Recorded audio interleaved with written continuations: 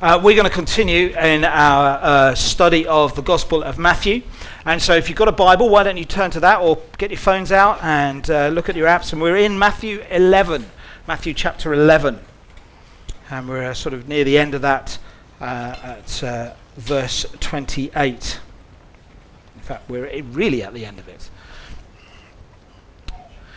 And the verse, as it's up there on the screen, it says this: "Come to me, all you who are weary and burdened, and I will give you rest. Take my yoke upon you and learn from me, for I am gentle and humble in heart, and you will find rest for your souls. For my yoke is easy and my burden is light." So as I said, we're going to continue our studies in the Gospel of Matthew, and just really as a reminder to you, Matthew wrote the Gospel as, if you like, a manual for disciples, followers of Jesus. It's kind of like a toolbox to life, and it helps us to live life as Christians. And this week we're going to look at the issue of rest. Now, Lindsay spoke on rest in the summer, and it's an amazing talk, and I'd really recommend that you listen to that again if you haven't already listened to it, and you can find that on our YouTube channel. But this week I'm going to take a slightly different look at it, a slightly different approach to the subject, and I'm going to be looking at it in this way: our need for rest, the character of rest, and how do we receive this rest. But I want to offer you a warning. This may be an uncomfortable journey for some of us. It was for me as I put it together, and it feels right for me just to warn you in advance. So the need for rest. We all pursue rest. Everyone does. When I was a teenager, the constant refrain from my mouth and the mouth of my peers was, "I'm bored." Now, over the last 40 years, our culture has shifted so much that the cry of our hearts now is, "I'm tired." Despite all the time-saving devices and processes that we have, we crave rest. I can tell you that it is one of the top 5 conversations in the Delves household. And it's not just the physical rest that we need, it's deeper than that. It's an inner rest. A writer once wrote this: "Most people believe that the way to get rest is to stop work. But the machinery of self-censorship must stop too, stilling the internal murmur of self-reproach." By work, I don't simply mean what we might or might not be employed to do. It's whatever we labour with in our day-to-day. Restlessness comes from constantly hearing and then responding to that inner murmur of feeling, "I'm not good enough. I'm not achieving enough. I'm not valued enough." Stopping at our labour doesn't turn off that inner murmur. If we don't somehow switch off that internal murmur, we are left with this kind of repeating inner value. The quality of my work becomes the measure of my worth.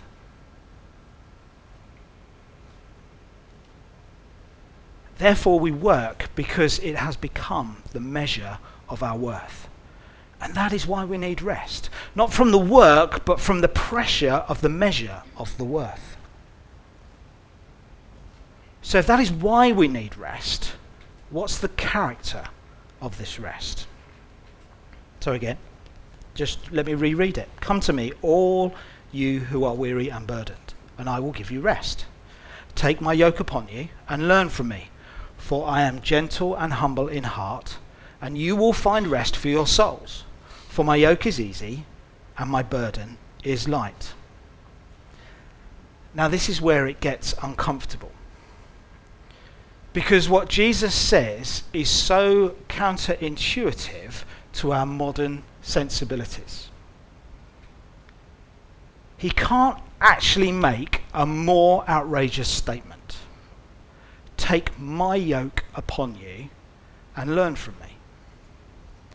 A yoke is a heavy brace that's put on beasts of burden, allowing the creatures to work by pulling a plough or a cart.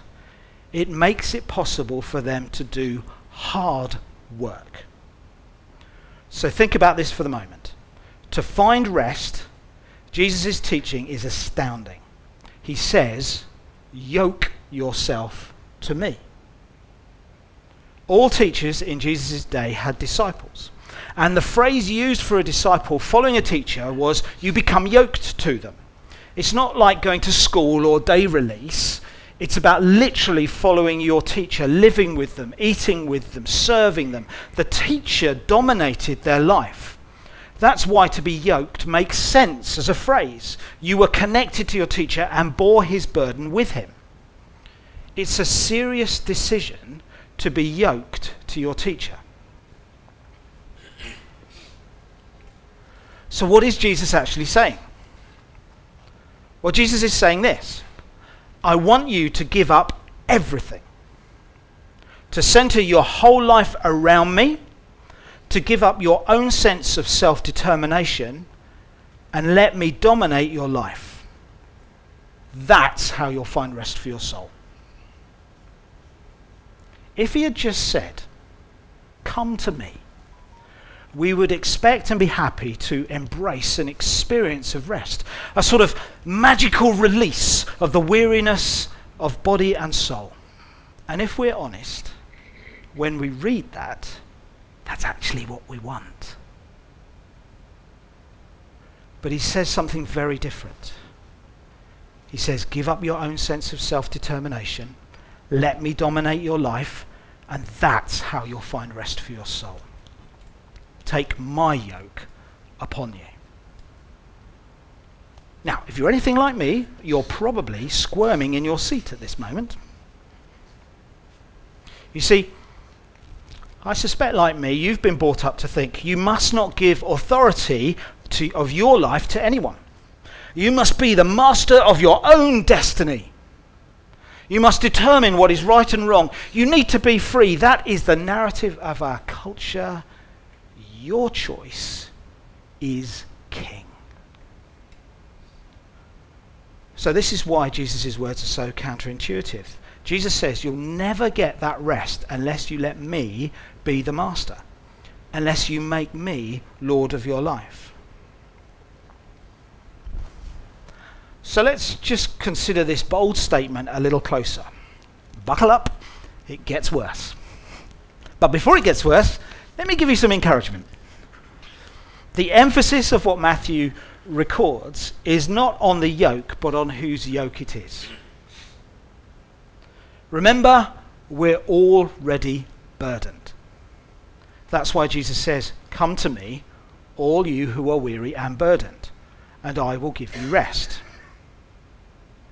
So here's a question for you to ponder on. What have you decided to live for?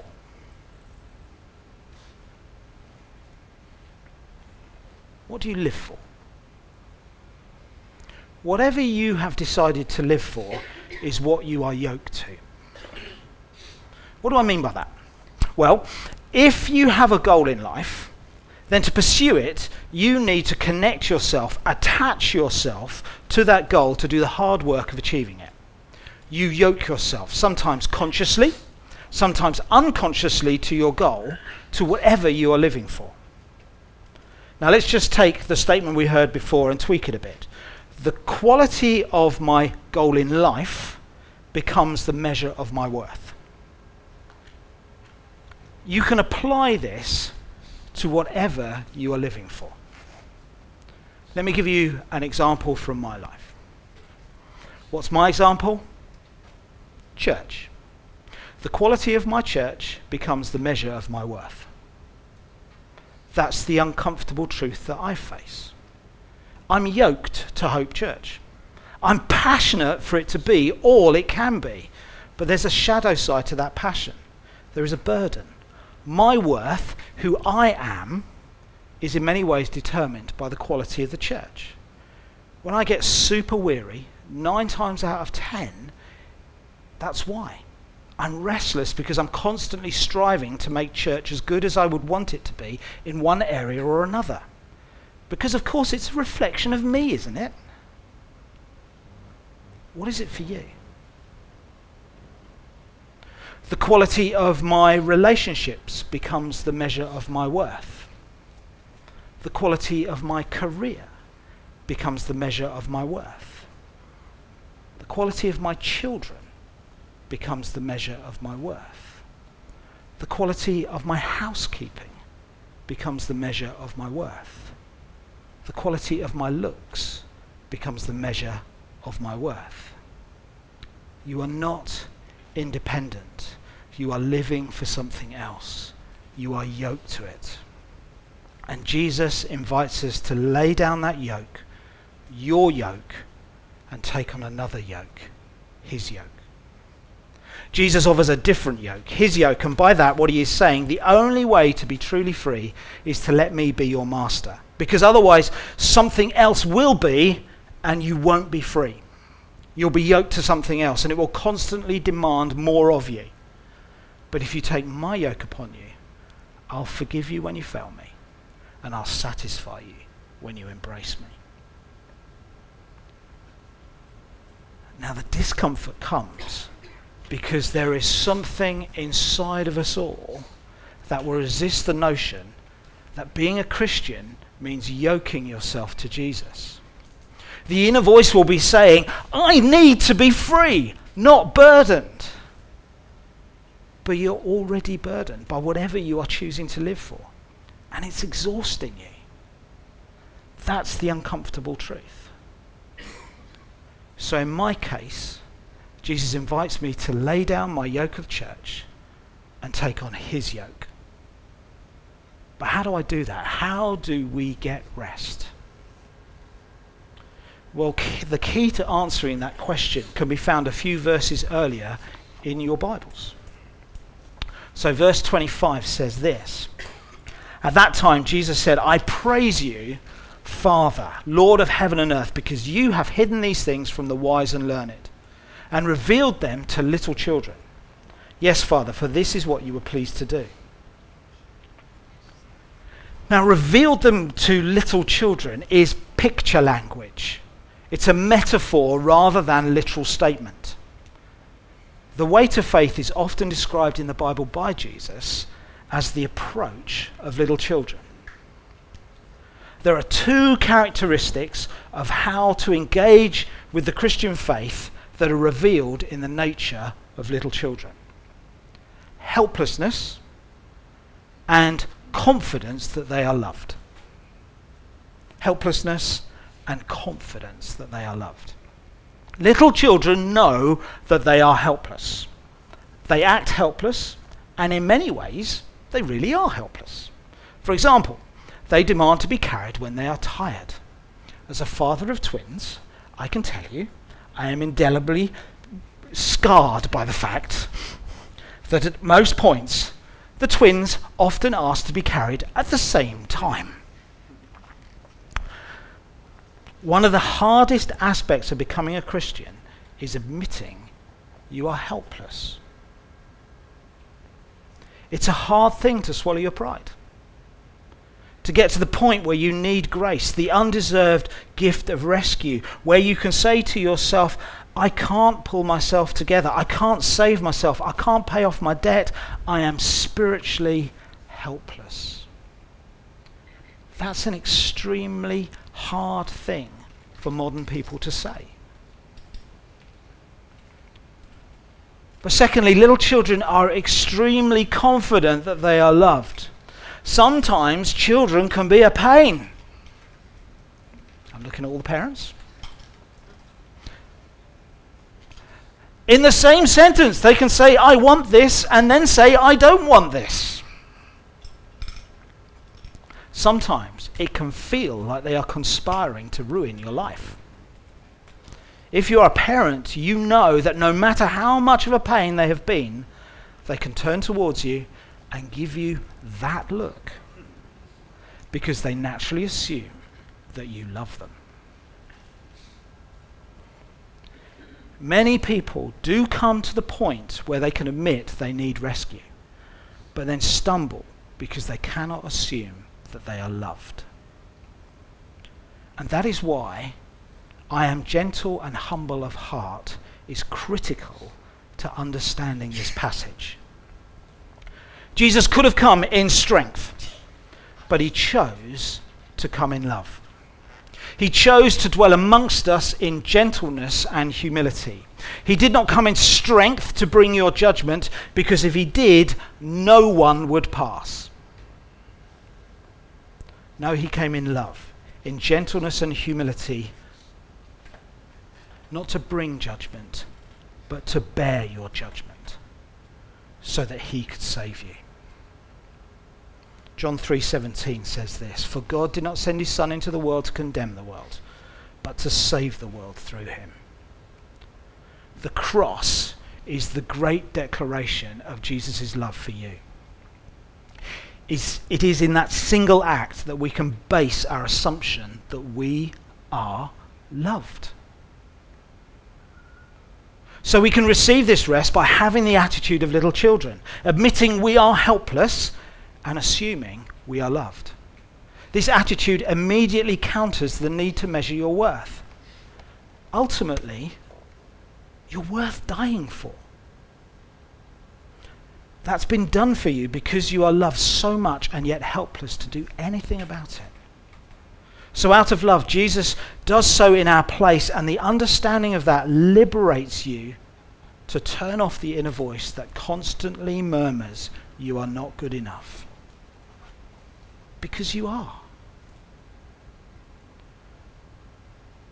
Jesus has said that. Jesus has demonstrated that. And what does being yoked to Jesus look like? Take my yoke upon you and learn from me. It looks like this. It looks like coming to church and learning from him, reading your Bible, praying, doing life together with other Christians, serving the poor, and telling your story of what God's done for you. But it's about taking it seriously. Like in the disciples in Jesus' day, yoked to their teacher. It's about being intentional and being committed.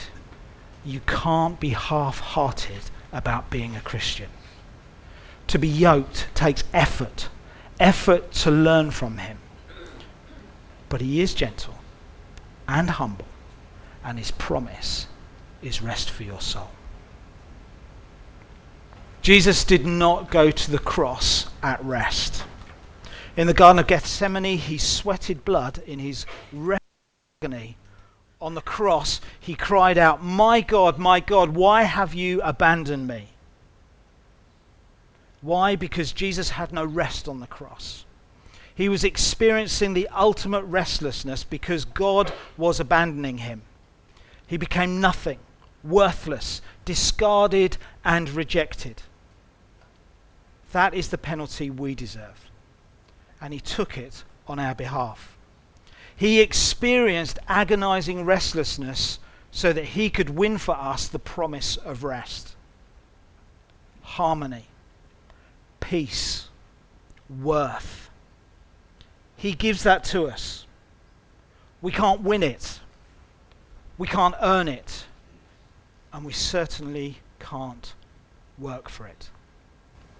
Come to me, all of you who are weary and burdened, and I will give you rest.